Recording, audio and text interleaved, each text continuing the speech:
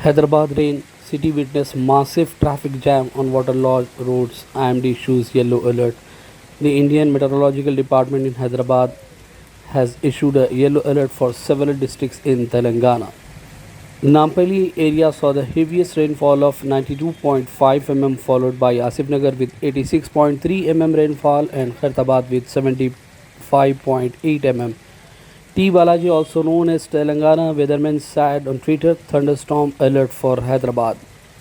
Heavy rain is expected at isolated places in north coastal Andhra Pradesh also. शहर हैदराबाद में भारी बारिश के बाद तमाम सड़कों पर ट्रैफिक जाम हो गई, घरों में पानी दाखिल हो गया, सूरत हाल काबू से बाहर है। IMD ने येलो अलर्ट इशू कर दिया है। शहरियों से ख्वाहिश की गई है कि वो अपने घरों से बाहर ना निकलें। Thank you for watching.